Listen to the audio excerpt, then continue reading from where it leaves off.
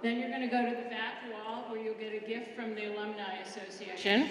Then you'll go to the next table and get an I Matched At sign with a Sharpie, which at 12:01 you'll be able to fill in. And then you can go back to your seats. You cannot open your envelopes until we say at 12 o'clock.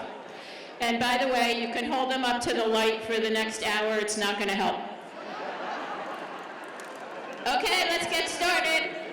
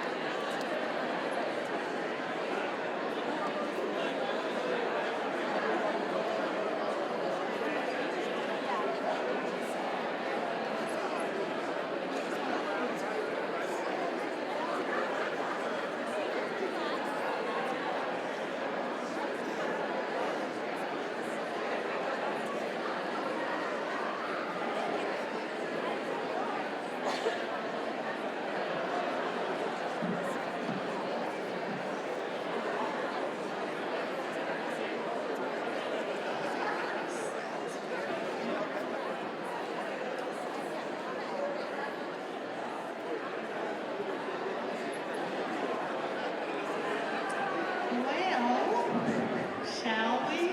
Shall we launch the festivities? Big day, big day.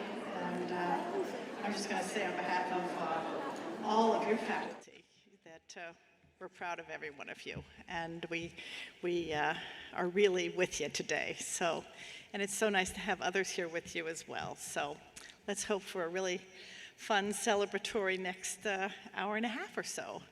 And I know we have an hour to kill before you can really find out your future. So let's just get into the more formal activities of killing this hour with you, and while you anticipate eagerly. For those who don't know me, I want to welcome the class of 2024, a very special class for us. You'll hear why for many reasons. My name is Barbara Bass. I'm the Dean of the School of Medicine and Health Science. This is my primary mission in today's events. I also am the VP for Health Affairs, and I'm the CEO of our Medical Faculty Practice Plan, known as the MFA, soon to be rebranded as GW Medicine, encompassing what we all really are. It's a great privilege to be here with you today and to celebrate this momentous time with you. I think that the key thing that we all have to remember here is that you have been raised by a group of people that are committed to your future, but you have also really found your paths and are going to find out what those really will be for you in the very, very, very near future, and that next stage of making you the physicians that you will be to serve our community. And I can assure you that everyone here is very excited for you. Everybody have their envelope? Got a lot of envelopes here? Okay, I see some envelopes. Okay, envelopes. Keep them handy, keep them handy. And I do think, though, that this class is special for several reasons. I've been in this job for 4 years now, and my first match day was about this time 4 years ago. I think most of us remember what the world was going through at that time. We had just, the global pandemic had just been declared, and my first meeting, my wonderful first occasion to greet the fourth-year class was to tell them 3 days before match day that you're all going home. And we weren't going to do this like this. We were going to have a virtual event. Your families weren't going to be with you. Whoever is here with you today were not going to be here. I can tell you, I've never seen a more angry bunch of medical students in my life.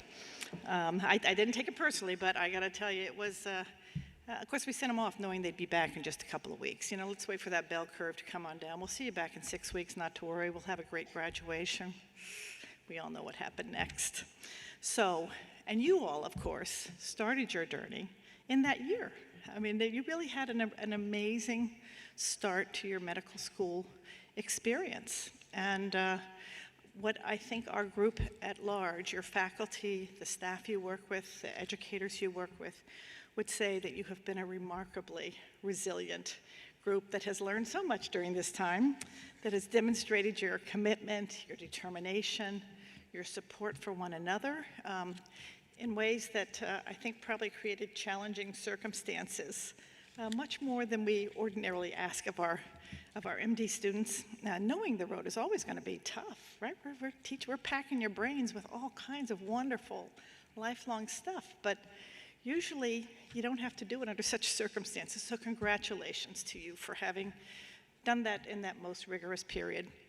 And we'll have more to say about that in another big celebratory day, which is coming in about 2 months, right? So that's another big one to look forward to as you actually turn into those MDs on graduation day and really take on that title of physician. But today in Max, you're special for another reason too, as you will be at graduation.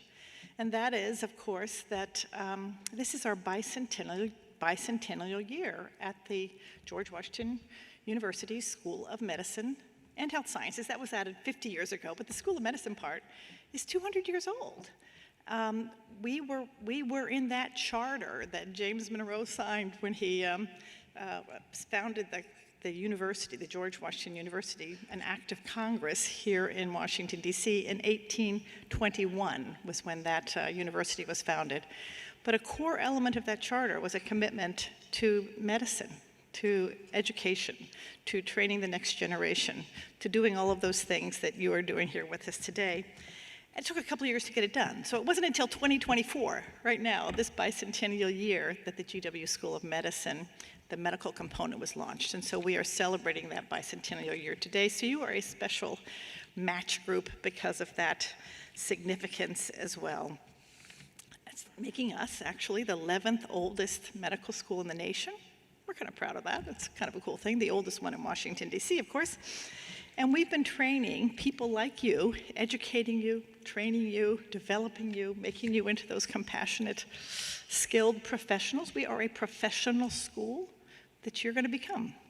And today, you get to see what your next focus of that training will become. And I know we have had a fabulous match. I've seen the list. You're going to all be, I hope you're really thrilled, and I bet you will be. And I know that it's really a daunting moment to realize you're leaving behind this cocoon of general development to now know what you're going to really focus on in the future. And given that it's a special day, we thought that we'd maybe extend this prelude a little bit like we're doing right now. You could have maybe sat outside and enjoyed this beautiful day instead, but we have you here. And we wanted to bring someone to kill a little bit of this time, speak for us, that really has, in the course of his career, we wanted someone who could really speak to that joy and privilege of this next step in your life that you're going to take as a physician, training to be something specific. And as we thought about that, and knowing we are 6 blocks from the White House, don't ever forget that. It makes us a pretty special place, too. We have the honor of having with us none other than the physician to the president, Dr. Kevin O'Connor. And for those of you who know him, and I know many of you have embraced him as a mentor, I know he's been a guide for many of you.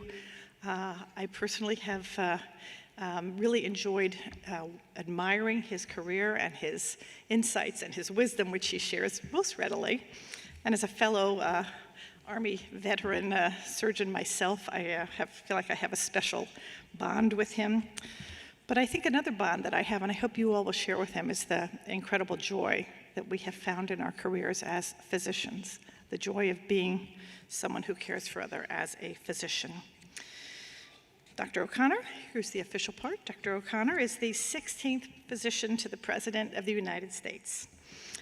He happens to be on our faculty. He's on leave for a few years while he takes care of our president.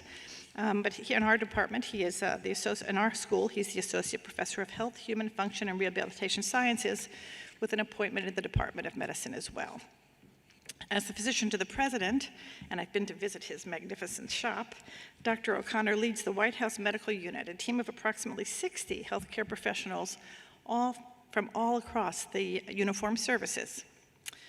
Previously, he served as the physician to Vice President Biden during President Biden's tenure as vice president. And then starting in 2009, and that was back in 2009, and as a White House physician beginning in 2006 during the George W. Bush administration. Dr. O'Connor additionally served 22 years of active duty in the United States Army, including tours of duty with the 82nd Airborne Division, 75th Ranger Regiment, and the U.S. Army Special Operations Command. He was the recipient of the Combat Medal Badge, and in 2010, he was designated a Master Flight Surgeon. He retired from military service at the rank of colonel. Those wings, I love those wings, I never got those wings. And he has earned more than 30 commendations during his military career. Among his professional activities, he serves as a charter member of the Committee on Tactical Combat Casualty Care, a group that has done incredible work in preparing our workforce and caring for our soldiers, a working group of the Department of Defense Joint Trauma System tasked with developing best practices for casualty care from point of wounding to definitive medical treatment facility. He also serves as the medical director of the Governor's Health Sciences Academy at Alexandria City High School, a workforce development partnership that our School of Medicine and Health Sciences has with the Alexandria City Public Schools, designed to address the critical shortage of skilled healthcare workers. He's widely published in a variety of academic journals, with most focusing on what is as what we know in the field as point of wounding care, or care under fire. He's a fellow of the American Academy of Family Physicians, a diplomate of the American Board of Family Medicine, and a diplomate of the National Board of Osteopathic Medical Examiners. He earned his Bachelor of Science from St. Bonaventure University and his Doctor of Osteopathic Medicine from the New York College of Osteopathic Medicine. Dr. O'Connor completed a residency in family medicine and served as chief resident at the Mountainside Hospital in Montclair, New Jersey, where he met his wife of 28 years, Chris. Together they have 3 wonderful daughters. And I think he's going to help us get through this next 40 minutes with what I know will be a wonderful talk, and I ask you to welcome Dr. Kevin O'Connor with great enthusiasm. All righty, there we go. All righty, thanks. I got to meet that guy. So here's the ground rules, all right? I hope you have vegetables to throw, so I want this to be interactive. Give me some feedback, all right? If you hate what I'm saying, boo me, heckle me. If I touch something you like, clap your hands, laugh. I want this to be light. All right, so thank you very much. As Dean Bass said, I am a 35th year medical student. All right, so now I fully recognize, all right, that I am standing between you and opening those envelopes that are the star of the show today, all right? But here's the deal, all right? They're not gonna let you open them until noon, no matter what, all right? So I recommend just, relax, kick back. I'm gonna try to distract you a little bit and entertain you. And then by the end of my, maybe 30-minute talk, we'll be 30 minutes closer to opening those envelopes. So you see, Kristen hit me up a few weeks ago. Dean Bass was gonna invite me to put a few thoughts together for you today as a bit of a stage setter for this particular milestone of the journey that's continuing to unfold for you. I appreciate that as the tremendous honor that it is, especially in this bicentennial year. And I give a few white coat ceremonies and commencement addresses and such just because of the novelty of the job that I'm in right now. And but this was different. I couldn't really just dust something off or repurpose it. You see, Dean Bass had a very specific topic in mind: the joy and privilege of medicine. Wow, like on one hand, could that be more broad scoped and kind of daunting? But on the other hand, what an opportunity for an old guy like me to just give some deliberate thought and think about this for a bit. So I'm gonna approach this in a pretty informal way, all right? I'm gonna briefly explore the ways in which I see the practice of medicine as an absolute privilege. All right, and then I'm going to spend a little bit more time on the notion of joy. What exactly do I mean by joy? How might we be a source of joy for our patients? And how can we assure that you personally can live your life? You hear me? I say your life, not just your practice, with joy and abundance. To do this, I'm going to share a couple cool quotes that I came across. And I'll model some vulnerability and relate a couple of my own life's experiences that may entertain you and may perhaps serve as an illustrative example of a couple of the tenets that are preached. So now when I first approached this project, I started the way that one should start any project, taking advantage of the famed Himmelfarb Health Sciences Library. And I came across a couple good resources, some of them actually quite interesting, from almost every specialty. Particularly helpful piece came, believe it or not, from, it was about the joy, returning the joy to medicine from the radiology literature, which I thought was pretty cool. But what I thought was kind of discouraging to me is that almost every article, that I got from the medical literature wasn't so much about joy as it was about combating burnout. Well, at least for me, the absence of burnout, that's not joy. Our aspirations should not simply be to put off burnout for as many years as we can. Our aspirations should not simply be to survive. Our aspirations should strive to thrive, right? So first we'll start with privilege, right? I think the best way to start at anything is the beginning. So let's bring you back to when medical school wasn't even a reality. I know that's the wrong year, but it's the only graph I could get. It was still something that you yearned for, all right? It wasn't next slide. Yeah, that's the one. Yeah, it was still something that you yearned for, all right? It wasn't a given that you'd even make it in. Well, maybe for some of you it was a slam dunk, but maybe not to your school of first choice. And do you remember that sense of wonder? Maybe a couple of sleepless nights, maybe a pit in your stomach. Those memories are good for tapping into that sense of relief or accomplishment. But the specific part of that process that I want to divine you to right now are your personal statements. Sure, you probably made a case as to why your personal life experiences would make you an important part of any diverse community at a medical school. You probably pointed to a couple of your accomplishments and recognitions to make sure we knew about those. But I bet that you touched on why you even wanted this prize, right? Why was that? Was knocking out medical school just going to be another accomplishment? All right, another trophy? Or maybe, just maybe, did you want to change the world just a little bit?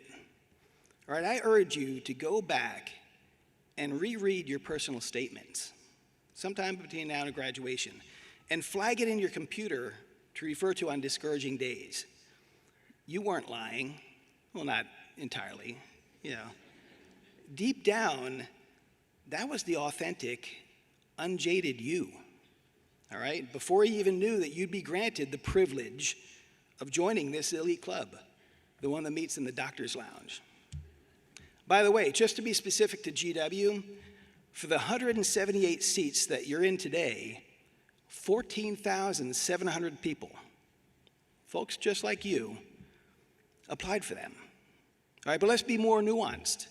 Only counting the 11,722 who submitted secondary applications, all right? So only counting those who were serious, that's 178 out of 11,722. That's 1.5%.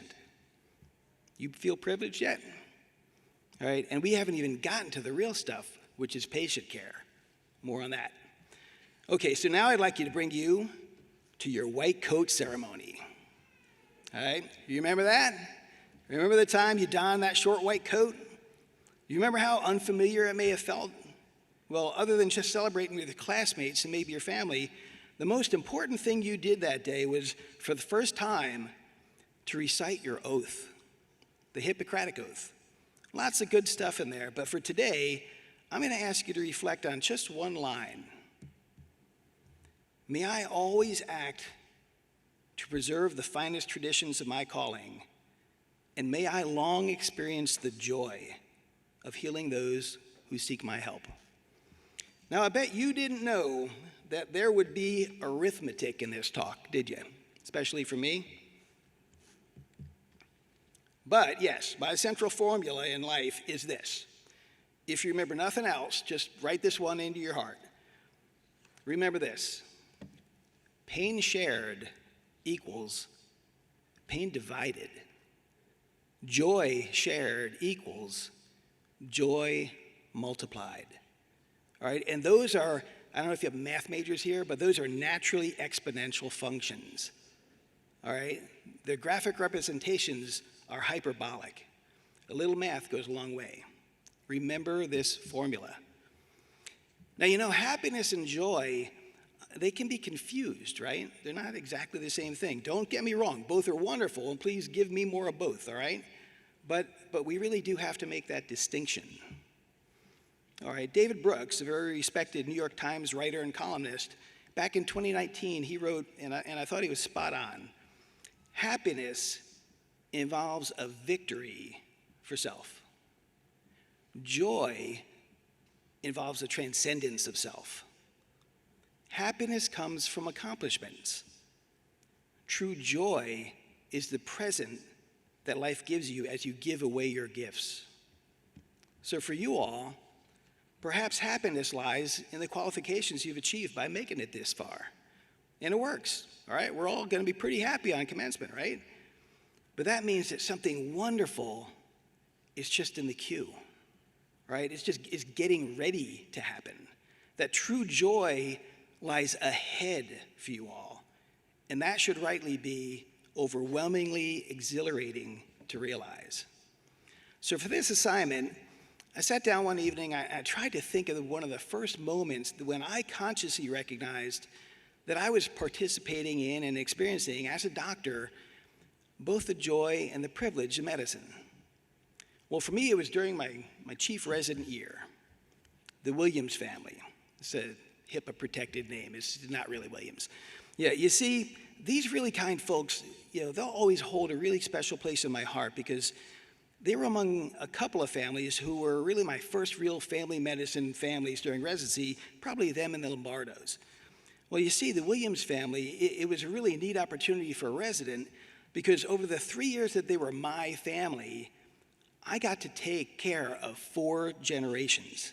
There was Carol, a girl who was pretty much my age. I mean, I ordered her state-required blood tests before she got married.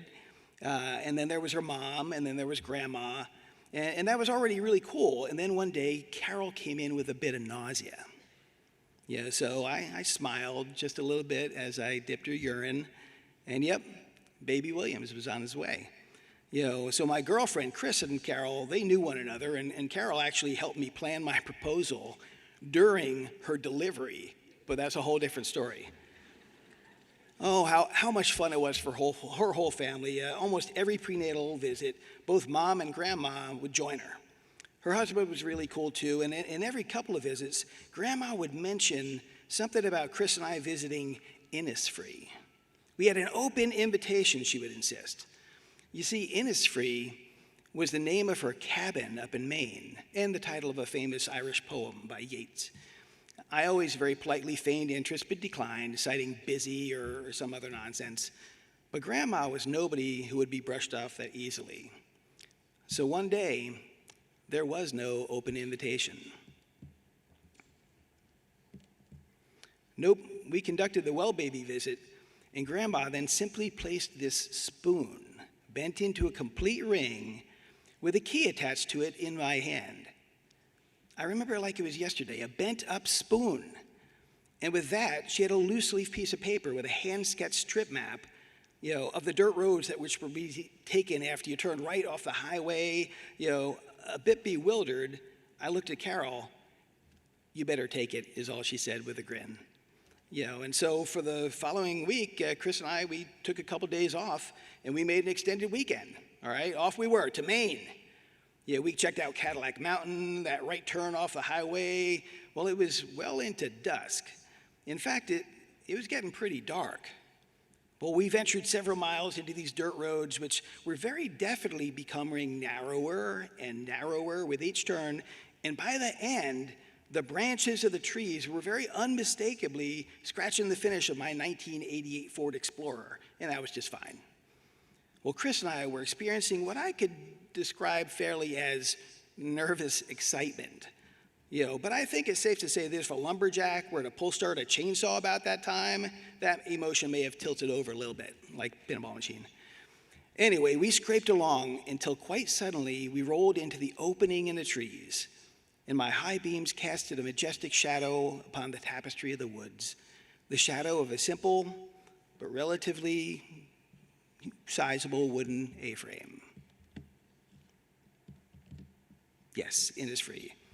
We were welcomed by the distant bellowing of moose and the not-so-distant whirling of what we concluded had to be ghostly demons or maybe Sasquatch.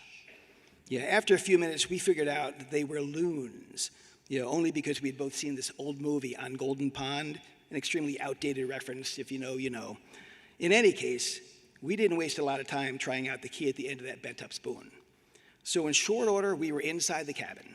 We flicked on the nearest light switch, and it lit an old shaded floor lamp. We ventured deeper into our guest castle, found the thermostat, bumped that up a bit, and one by one lit up the rest of the place. The welcoming soft scent of light must. That scent that one only finds in a grandparent's house? Well, that warmed our hearts as the radiators clanked into operation and warmed our bodies. We sat on a couple stools around the kitchen island there, and that's when I saw it. It was a faded crayon drawing of the Williams family, clearly drawn by a first or second grader, lovingly clinging to the refrigerator door with a magnet, with a carefully printed first name written in the lower right corner with a heart. Carol, my original patient, the one that was my age. Wow. I said, wow, these people really let us into their lives, I said to Chris. And it was then that I knew that I had chosen right, when I had chosen family medicine. But family medicine doesn't have a lock on that kind of relationship, but we just get a few more of them. All right, so now one of the hardest things to do in life is to have the grace to actually accept joy. All right, I know it sounds counterintuitive. Who doesn't want joy, right? But in the hustle and bustles of getting through our days, and chances are we either briefly recognize and shamefully dismiss these invitations to accept joy, or more commonly, we miss them altogether. Because of the distraction and the self-absorption with our problems or our tasks, most of which don't really matter that much. Well, these little micro joys that we have to learn to deliberately accept are what I call God winks. All right, this term was coined 20 years or so ago by author Squire D. Rushnell. Just a wink. No words, just a little wink and a smile. Something that was just between, maybe your grandpa or your aunt, your uncle just gave you that, a little wink just between you and them, just to give you reassurance, to say, I see you. Because the notion that someone sees you is really important to us as humans, isn't it? It's important for us to convey to and for our patients for their healing. And it's equally important to and for us as individuals, for our personal resilience and for our capacity to accept joy. There's a Zulu greeting that I just love, Sawubona. It literally means, I see you. Now, this greeting is more than simply a polite salutation. Sawubona is more intentional than that. It recognizes the worth and the dignity of the person being greeted. It says, I see the whole of you, your experiences, your passions, your pain, your strengths and weaknesses, and your future. You are valuable to me. Sawubona, it also implies that if others see me, well, then I exist. The common response is Shiboka, which means I exist for you. So you see, Sawubona and Shiboka aren't just greetings. They're ways to vitalize and affirm the other person by giving full attention and presence, communicating that you see and cherish their value as a person. Now, doesn't that sound like something we should probably aspire to weave into our practices? Anyway, maybe this has nothing to do with nothing, but I just want to share a little God wink that I received a few weeks ago that I'm so very grateful that I recognized and then made a very conscious decision to graciously and undeservedly accept. This is something that I'm not typically that good at doing. So in any case, I'd had a busy day at work, and I was getting ready to leave a little bit earlier than I usually do. You see, my office is in the executive residence on the ground floor, just across from the president's elevator. And he literally has to pass me at least twice a day, usually more than that, to and from his way to the Oval Office. There's no other way between the West Wing and the mansion. And I don't have any set hours. I have a wonderful team who's there all the time. But as part of my own self-imposed ethos of, you have to be there to care, I have always viewed the most important part of my day as, good morning, Mr. President. And then we go about our days, and when I can, I try to be standing there in that same spot outside my office as he returns home at the end of the day. And the president keeps pretty long hours, so it's typically dark by the time I leave the building, but not this day. It was just around dusk, and that's an important part of the story. You see, the way I walk to my car is that I walk down West Colonnade along the Rose Garden, go through the West Wing, and then I'm parked right there on West Executive Avenue. Inner sanctum parking. Just gonna flex that for a little bit. Anyway, there's this great oak across from the Rose Garden just outside the Oval Office, and every night about that time, a swarm, or the right term would be murmuration, of starlings. I think they're starlings, but maybe swallows. Those birds that fly in those swooping cloud-like formations? Like that. Well, whatever those beautiful and mystical creatures are, they do a bit of a show every night over the South Lawn, and eventually they all end up on this one great oak. It seems like millions of them. Well, as I walked across, I was overwhelmed by the sound. It seemed like every single inch of this tree had a bird sitting on it, chirping away and bristling about. The whole tree was just roaring with life, and it moved me to such a degree that I did something I almost never do. I pulled out my phone and I took a video. I took a video because I wanted to capture the sound. I recorded for about 12 seconds and then hit stop, and a second or two later, it happened. Pow! Like a thunderclap. All the chirping, bristling, singing came to a most incredibly abrupt, instant stop with a single whoosh, as if every single wing simultaneously beat into the ground. You could feel it. And then like a starburst on the 4th of July, the entire tree exploded. It just exploded, and birds disappeared silently in a 360-degree splash across the sky. And then all you could hear was the soft breeze traversing the branches.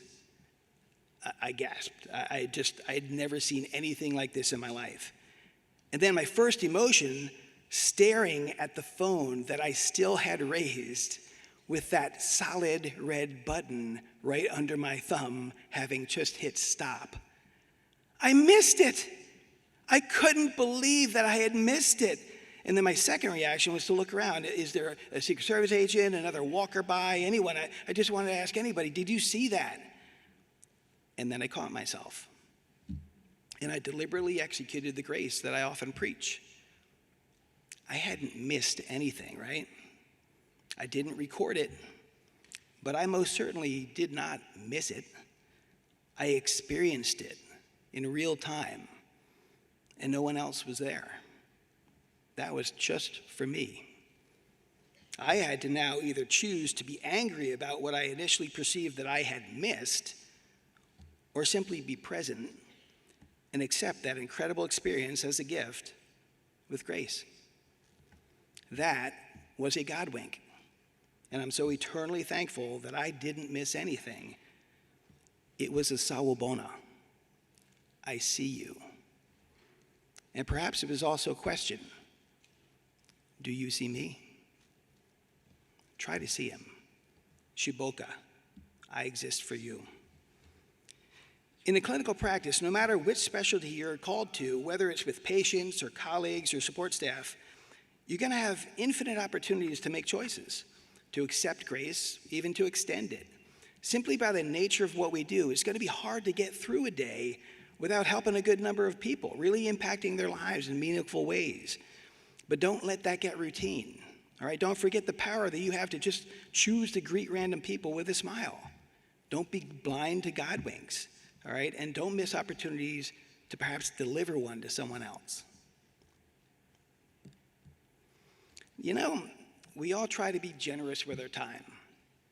But ultimately, you have to make something sacred or you're going to be eaten alive, all right? There are just so many things in medical practice they're going to necessarily take you away from.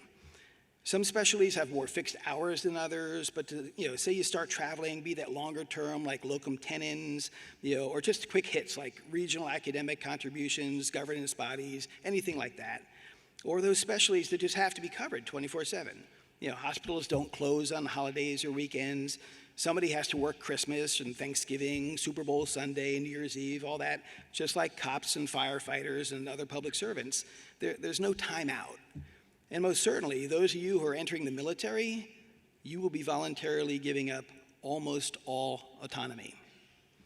I've had a career whereby I've almost always had a job with extremely unpredictable hours in travel. And I'm lucky enough to have an amazingly resilient and self-reliant wife and 3 wonderful girls. Now, I'm not going to make any successful campaign for Father of the Year or anything like that. I mean, frankly, I failed more than most at being present. And if I'm being very honest, I failed at being fully present even when I was able to physically be in the house. That's something I still have to consciously work on, but I do experience more joy when I make the effort. But one thing that I got right, all right, that I'm really proud that I actually pulled this off, is I knew that no matter how much I wish it wasn't the case, that I was just going to have to miss a few Christmases. All right, we just celebrate on a different day. I tried never to miss both Christmas and Thanksgiving, on the same year, but deployments will even knock that seemingly reasonable goal back into the ground. Anyway, all 3 of my girls are competitive dancers. And I don't know if any of you know that scene, but it's a lifestyle, all right? And one of the very many time and money pits that any family can, and should if you can, choose, much like cheer, lacrosse, club sports, that sort of thing. Anyway, with dance, picture 500 little girls and a few brave, talented little boys, mostly middle school and below, screaming and cheering and performing to rock concert decibel, very energetic music, always out of town at a hotel or a convention center, merchandise vendors everywhere you look, starting around 6 or 7 on a Friday evening, and then going 8 to 8 on Saturday, then starting again Sunday morning with awards, which are plastic trophies and medals, typically around 2 in the afternoon. What a racket. They did musical theater too, with this wonderful troupe called the Talent Machine. Well, that one thing that I held sacred, no matter what, even for overseas trips, was that even if I hadn't been able to see them in the beginning, I may have missed makeup, costumes, hair, the energy circle, all that.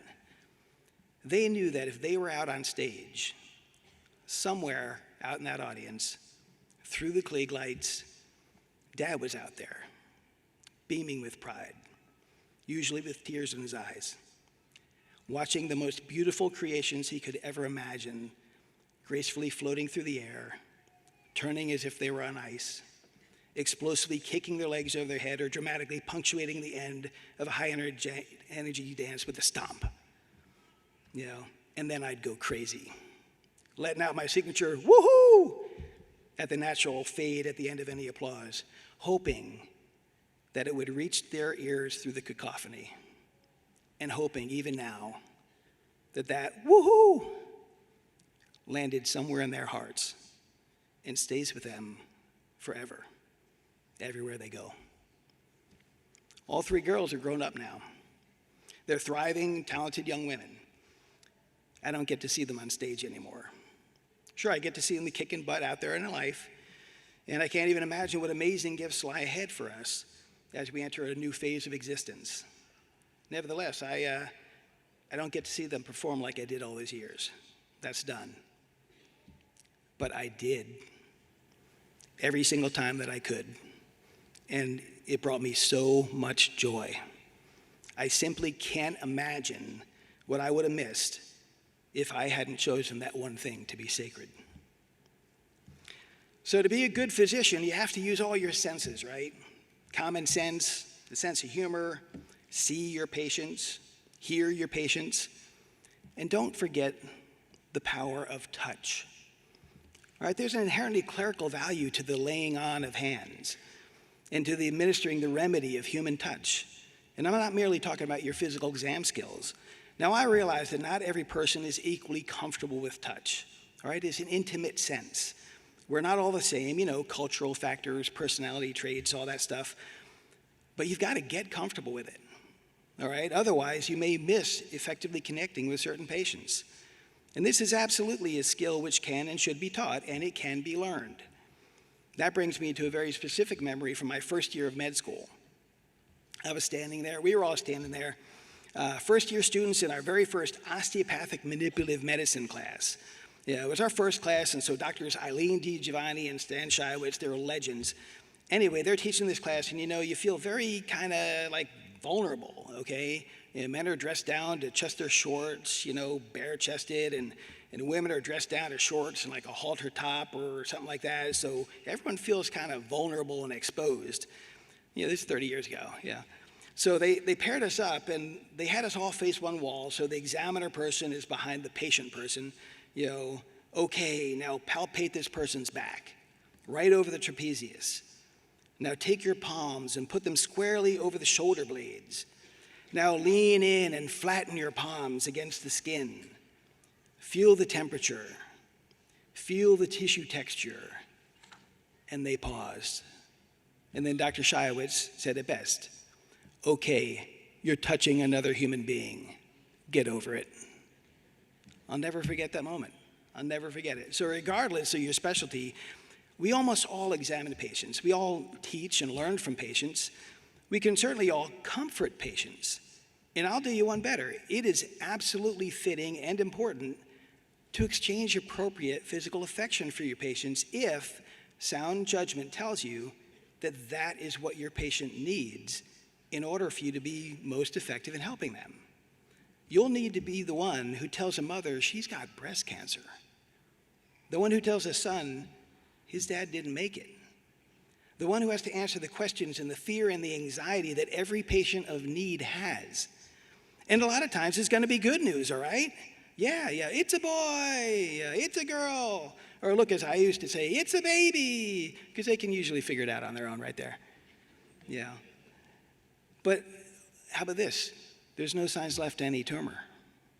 Imagine, you get to be the one to look at someone and say, hey man, we're looking, there's no signs of any regrowth anywhere. Or to look at a couple and reflect, gee, you guys seem to really be working things out. That's great. Yeah. You're going to be intimately involved in these people's lives. And here it is. I'll say it out loud. Darn it.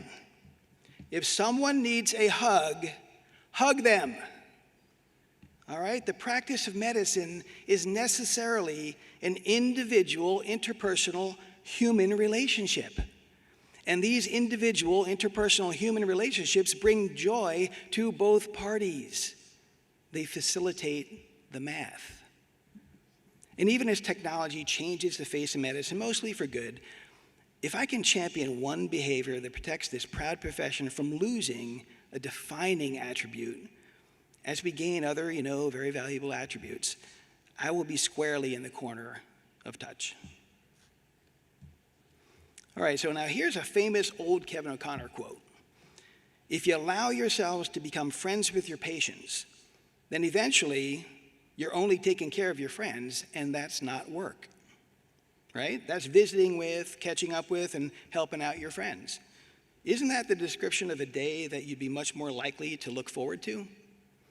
Don't you think that approach might bring you more joy? You see, my central charge to you is a very simple one. The one thing to remember, if nothing else touches you today, I want you to always remember that I came to Listener Auditorium on your match day and stood there in front of God and many of your loved ones, and I asked you to do one thing for me. Be a good doctor. Now you're thinking, heck, I'm going to be a great doctor. But that's not what I mean. All right? To be a good doctor is different than being a skilled doctor. Now hopefully you'll be both. But good is more important. You will be taught to be skilled in your residencies. You were taught to be good, both how and why, by the people sitting in this room here with you today and out there on the computer screens, on the live stream, by the people who love you. All right, the things that make you good are the intangibles. All right, I guarantee in your training thus far, you've already seen examples of good and less good doctors. Good doctors make eye contact. Good doctors are active listeners.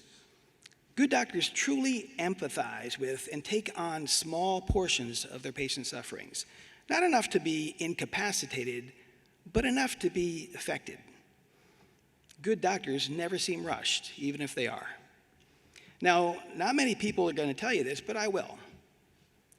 Good doctors genuinely love their patients. They love with abandon. All right, don't be afraid to love your patients. All right, and as I just recommended earlier, certainly don't be afraid to hug your patients. That very well might be the only hug in that person's life. How good would a hug feel to a person who hasn't been hugged in decades? We're told not to get too close, all right? I respect the people that are teaching these things. Don't get too close, maintain objectivity. I reject that premise, all right? Too close is only too close if it's closer than your patient wants you to be, right? And here's the little secret. Most patients want you to care for them as if they're family. So don't be afraid to do that. So back to privilege. When we speak of privileged medicine, I guess my first thought would be the inherent intimacy of every patient encounter. This intimacy is sacred. And if you're just gonna have to get used to it. If you let yourself be fully cognizant of the gravity of that privilege, it can be overwhelming. You're gonna meet people in their most vulnerable moments. Patients don't tend to go to the doctor because they're having a great day. All right, and I'm not just talking about scenarios when your patient may be actually realizing their raw mortality and realizing that they just aren't going to have enough to even put things in order. They're frantically trying to reconcile an unsolvable dilemma. But doc, there's so many things I have to do, so many conversations, so many hatchets that are still unburied. But no, their body has an expiration date that they just didn't know was right around the corner. Yeah, for many specialties, not all, these scenes are ones in which you will undoubtedly find yourself for sure. But vulnerability doesn't have to be that dramatic. Just go into an exam room. Now, take off all your clothes. All right? Get into a paper-thin gown, if you're lucky, an actual paper gown more likely, with your moneymaker catching air with every step. All right? Now, sit on the crinkly paper and wait for 45 minutes, staring at the pale, peeling formica and the warped wallpaper of your exam room. And your reward is to have a harried attending, yawning, bloodshot-eyed resident and 3 wide-eyed, sheepish medical students walk in and ask you to put your feet in the stirrups and slide down to the bottom of the table. No, a little more. Yeah, okay. That seems a bit vulnerable to me, and that's perhaps for a patient who doesn't even have anything wrong with them, but they don't know that for sure, which is the reason they're there to begin with. So now take that familiar uniform of being a patient, and now let's top that off with a specific, fact-based, very rational anxiety. Maybe now you have a 35-year-old male who saw blood in the toilet, and they're afraid that it may be cancer, like the one that killed their uncle. Heck, maybe this is the first time that they've ever talked to anybody about anything that involved their anus. All right, that seems like a fairly reasonable thing to assume, right? It takes a clear and necessary flavor of courage and maturity to even cross that threshold and to speak to another human being about things like that. And guess who they're going to confide in? You. And by God, you better be considerate enough and sensitive enough and mature enough and generous enough and compassionate enough to meet this other human being where they are. Please be fully present and engage this other human being with the dignity and the respect and with the successfully effective projection that you're entirely familiar with and comfortable with whatever topic that they throw at you, so as to make that patient feel affirmed and to make them feel reassurance that you were the right person for them to confide in, and certainly that they should feel no embarrassment or shame for sharing that with you. All right, you got this. Yeah, patients are going to share things with you that they've never shared with anyone in their life. Not their spouse, not their friends, not with their siblings, not with their spiritual advisors. Patients are going to share their apprehensions, many well-founded, many not founded at all. They'll share their perceived failings, their guilt and their shame. But guess what? They're also going to share their sense of relief, their gratitude, their forgiveness, their victories. They'll be excited to tell you about the vacation that they just took or that they're planning, about their new puppy and how they're so behind on their sleep. They'll whip out their phones and they'll tell you about their grandkids. They'll invite you to their wedding, and once in a blue moon or so, they'll simply put a bent-up spoon in your hand with a key and a hand-drawn strip map. They will share their joy. Yes, in the end, medicine is simply about sharing. And sharing is a two-way street. Remember both the math and the science. The science that you've been taught over these last 4 years has armed you with a basic clinical acumen sufficient enough that we can set you loose on patients. In about, how many minutes? 20 minutes or so, you're going to open those envelopes and find out where you're going for brilliant residency faculties to use hammers and anvils and heat to refine your abilities into subject matter experts, to forge you into mighty specialists. That's the science. But please remember the math that I reviewed with you today. It is exponential math plotted on a hyperbolic curve. Pain shared is pain divided. Joy shared is joy multiplied. Always remember the math. You will be a variable in this equation. Be a variable for good. Be a variable for good, and true joy will be your reward. I promise you. This equation is not a hypothesis. It is not a theory. This equation is a law. Make sure that you and the world around you benefit greatly because you know it. Yes, love your patients. Love them with abandon, and that will bring you immeasurable joy. Okay, that brings you about 35 minutes closer to opening those envelopes. Good luck in your match. What's supposed to happen is what's going to happen. No cap. Trust. Bloom where you're planted. Congratulations. Sawabona.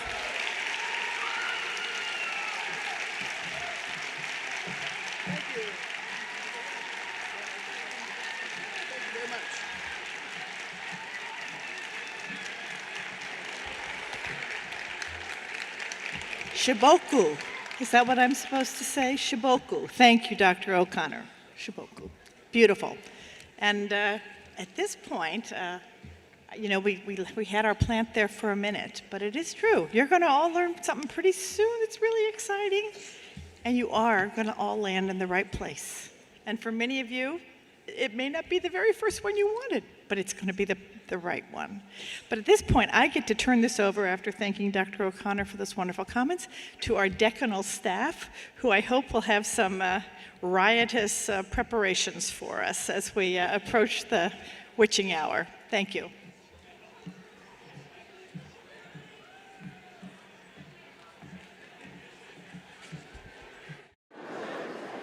Good morning. We're not going to stand up here very long. We know that you're very anxious to open those envelopes. Thank you, Dr. O'Connor, for your remarks, and Dean Bass. I just really have two brief things to say to the class of 2024. First of all, congratulations. You had a phenomenal match. We're extremely proud of you. We've seen the list. I think you're going to be very happy. You've worked very, very hard, and this is your time to celebrate. And as Dr. O'Connor said to you, please accept this moment of joy in your lives with a lot of grace. I also want to acknowledge several individuals, our three career advising deans, Preetha Ghosh, Stephen Davis, and Lorenzo Norris, who worked extremely hard to support you through the process.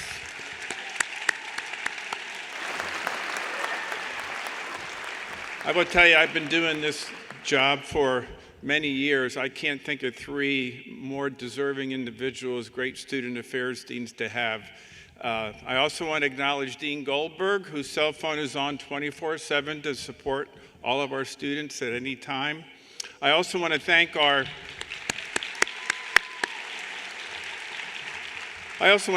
specialty department advisors and our department chairs who also supported you in this journey. Let's give them a round of applause. And the people behind the scenes, the staff of the Office of Student Affairs and Office of Medical Education, who also supported you in many ways. The rest of our deans, it really takes a village to train a medical student. The second thing I want to do is to thank you. Thank you for coming 4 years ago. I'll never forget, in July of 2020, we began to receive phone calls from some of you, from some of your parents, wondering, is it really safe to go to Washington, D.C., and as the pandemic is raging and there was so much political unrest? There was a lot of concern at that time. You remember that we gave you the choice. Do you want a hybrid experience or a virtual experience? Those were dark days. The city of DC was very strict. We could only have 10 individuals gathered in a room. Those were strictly enforced. So we had a lot of challenges, and there was no playbook to think about how can you deliver a medical school curriculum in the pandemic. Nothing in UpToDate or DynEmbed told us how to do that. I also want to thank you because you helped us navigate that. I want to call out Walters. Walters, thank you.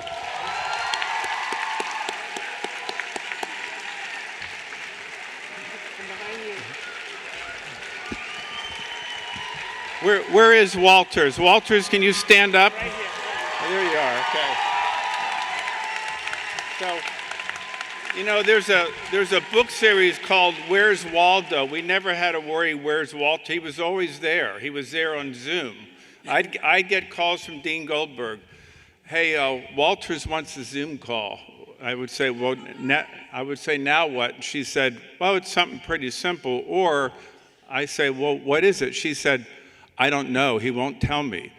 So, but I will say that he was really advocating for your class. He brought issues to us sometimes that he didn't have strong feelings about, but he was doing his job as your class president. So I want us to all thank Walters for all of the things he's done for your class.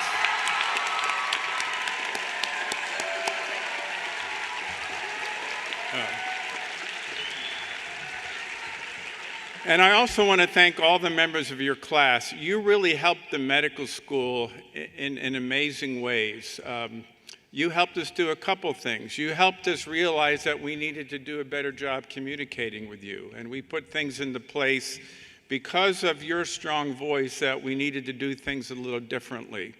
You helped us make improvements in the organ system blocks. You helped us realize that we were asking you to write much too many reflection papers. So thank you for helping us understand that. We also want to thank you for helping us realize that we needed to do a better job with our feedback to you on the clerkships. Thank you for being bold enough to let us know where we needed to make improvements for you that is going to benefit medical students behind you. So again, thank you for being bold and courageous to come in August of 2024. In August of 2020, there was no white coat ceremony that year. We were all locked down in a pandemic, but yet you came and you trusted us and you helped us figure how to make medical school at least feasible during a pandemic. So thank you very much for everything that you've done. Congratulations and best wishes.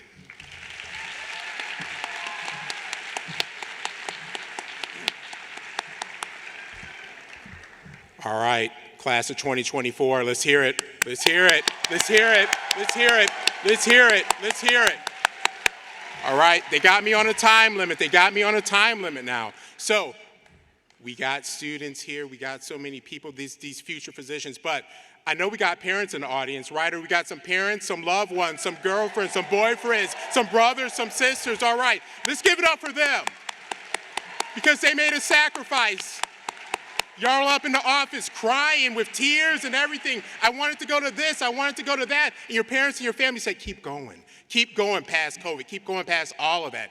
So, parents, I want to talk to y'all specifically because the joy and gift that you gave us in terms of the physician and the character of these students, we can never, ever, ever fully appreciate. So again, I want to thank you. I want to thank you. But now, parents, I want to give you just one little thing because, I got a daughter going to college right now. And parents, some of y'all are going to be making some trips. You're going to be visiting some folks because this is how we do it in GW. The class of 2024 has stretched far and broad. We got them on the West Coast. We got some people in Colorado. We got them in California. We got them all over the place. All right, we got them in the Midwest, in Ohio, Michigan. That's right, all of that. We definitely got them in the South. All right, Texas, Alabama. And as I like to say, and hopefully everybody understands this, we own 95. We own 95, all the way from Florida, going from South Carolina to North Carolina to Pennsylvania to Maryland. And yeah, we go all the way up to a couple of those schools you may know in Boston too. All right, so, and most importantly, yeah, that's right. We got a lot of people who chose to stay right here at home at GW. All right, so on behalf of the Office of Student Affairs and the School of Medicine, I want to thank you. We salute you. We applaud you. And it has been a privilege and an honor to serve you all. And if you see a sparkle in our eye, you're that joy. So thank you so very much. Okay, I'm going to be real fast. All right. Thank you all. So it's been an exciting journey. This is like one of the most exciting days so far. A journey that started maybe like a couple of years ago for some of us, and for others like decades ago. I'm not going to call names, but we are here today in this great institution that we now call home. And I say that because this institution has literally turned us from pre-meds to physicians on May 19. So yes, this is home. And we have been through many exciting things from the day we received that email from Dean McHale, emails with the deans and Aubrey, COVID, virtual stuff, back to in-person. We've experienced great things. We've overcome a lot of difficulties, and you did an excellent job. So I want you to remember that. Never forget that. And lastly, I just want to say who we are.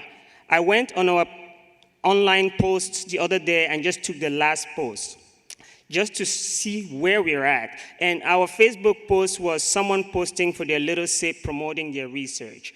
A group me was someone trying to get accommodation from a friend coming to do an away rotation here. What was the other? Okay, Instagram was about the holidays, wishing us a restful one. Slack did cut us some slack, and General was about signing a thank you card. Another post on how to get rooms booked by student organizations. So we just give and give and give. This was not about the authors. It was about serving others. You've served our community, and I believe that you will go on to serve the whole world, literally. You will be great leaders. Congratulations for the match, everyone. Thank you.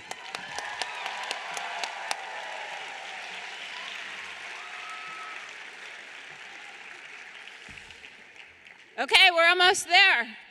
So I want to add my personal congratulations to all of you, your family, and your friends. You are incredible, smart, caring, passionate, hardworking, almost doctors. And so we have 3.5 minutes. I want to introduce the future doctors to you in no particular order. Will the amazing internists stand up?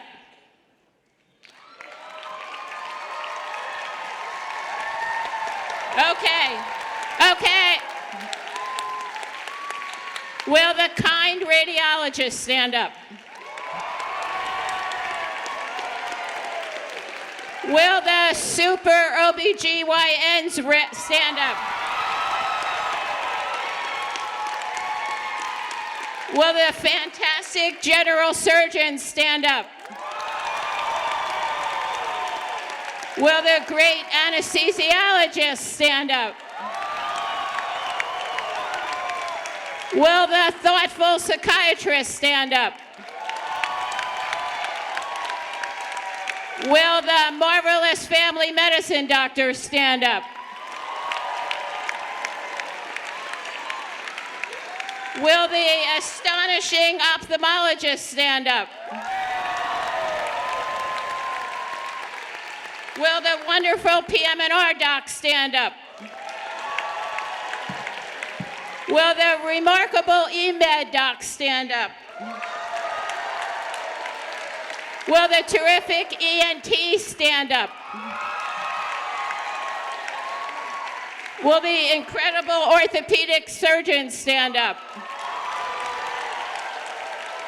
Will the stupendous vascular surgery stand up? Will the remarkable radiation oncologists stand up? Will the skillful plastic surgeons stand up? Will the excellent child neurologists stand up? Will the fabulous neurologists stand up? Will the astonishing neurosurgeons stand up? And last but not least, I don't think I missed anybody, will the wonderful dermatologists stand up? Did I miss anyone? Stand up.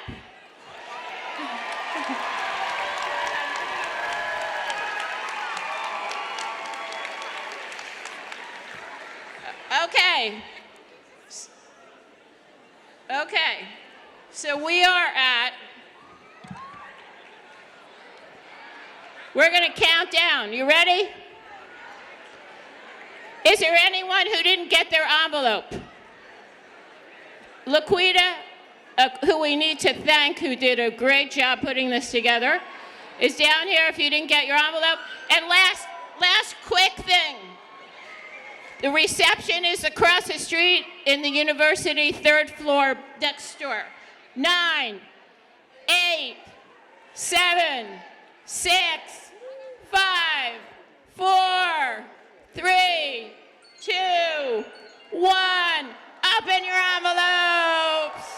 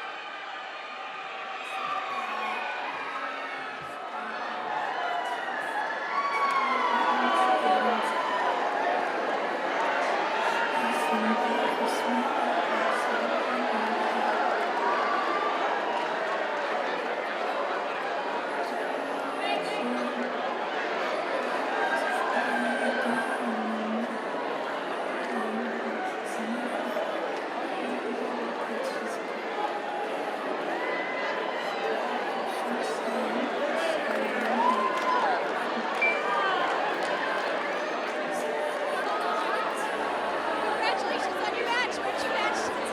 Excited?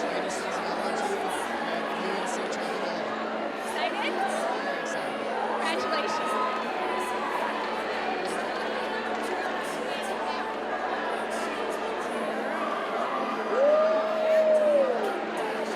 Congratulations on your match today. Weren't you? Tyler, excited? Very. Get up to wherever you went, and I'm just so excited for you. Congratulations.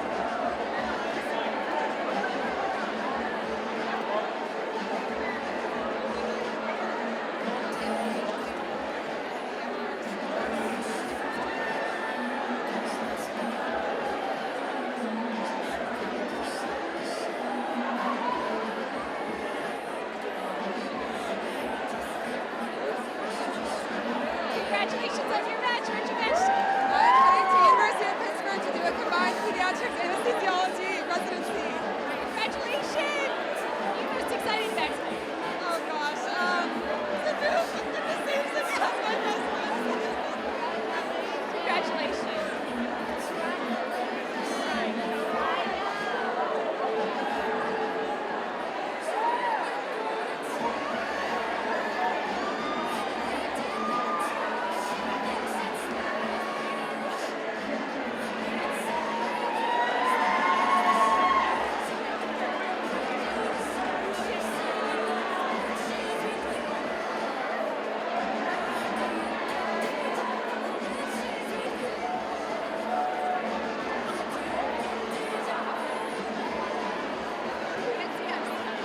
Okay, hey, congratulations today on your match. Where'd you match?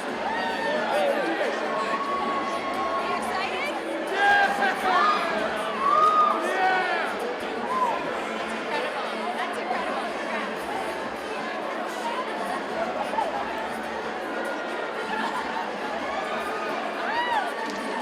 Congratulations on your match today. Where'd you match? I'm at NYU Neurosurgery.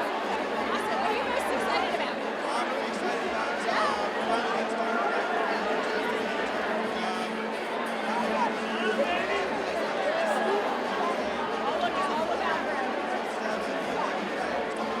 Congratulations. That's amazing.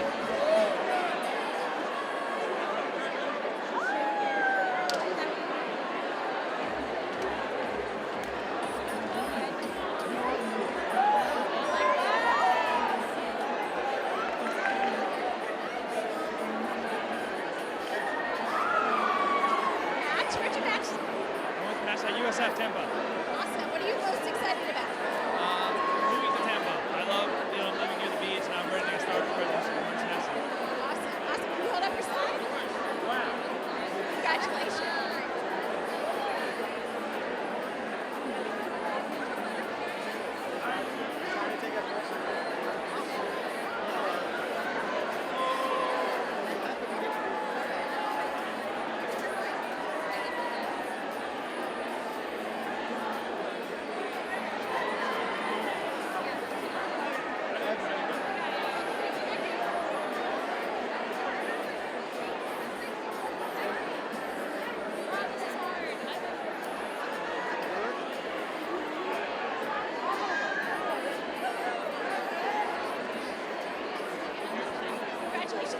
match? Where are you headed? Indiana, What is your specialty? emergency medicine. What are you most excited about today? Oh my God, so much. It's just the emotions are kind of hitting right now. It's just being in this room again for White Coats and it's just such a fun experience. And just such a, you feel the changes and being around with everyone too. All the next year and this is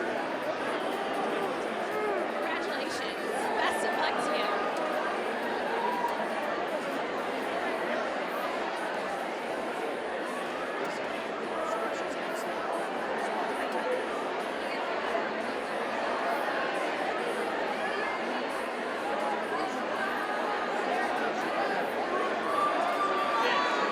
Congratulations today on your match. Where'd you match? Yeah. And what are you going into? Emergency. What are you most excited about today? The stress is gone. Congratulations. Best of luck.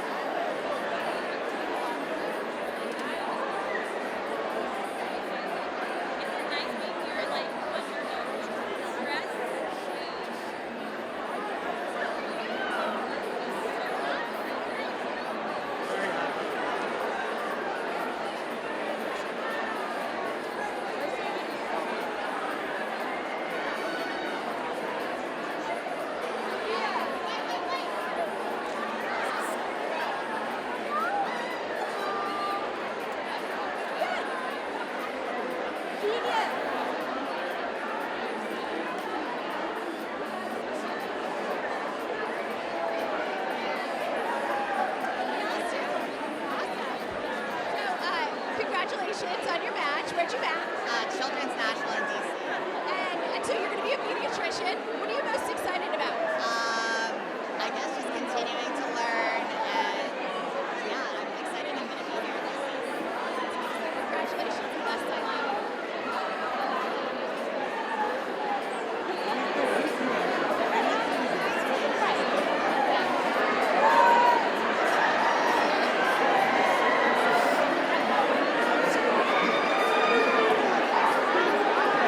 Upstairs!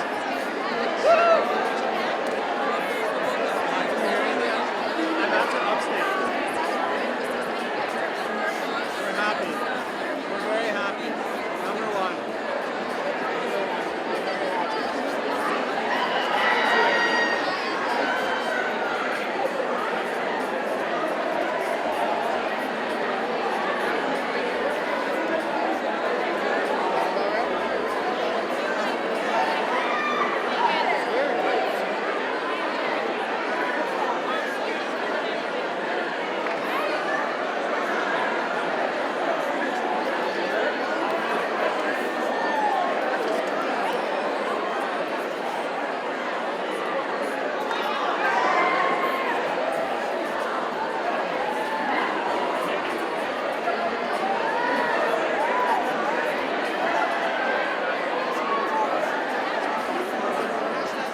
Yeah, that's it. Done everything.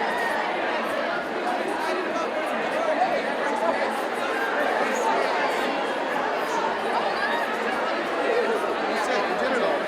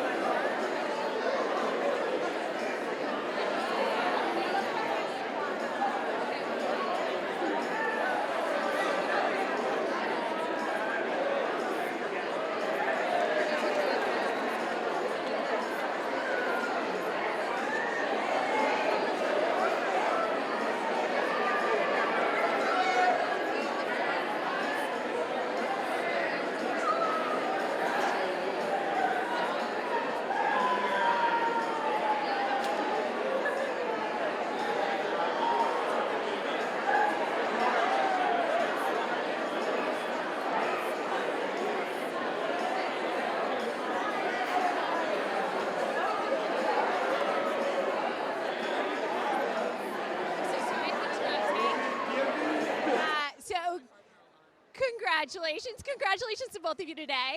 Where did you match? Where are you headed? Michigan for vascular surgery. Oh my gosh, amazing. What are you most excited about after today, now that you know?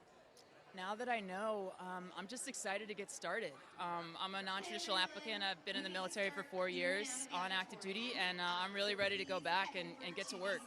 That's incredible. Thank you for everything you're going to do. Thank you for everything you've done, and congratulations. Best of luck all the next years.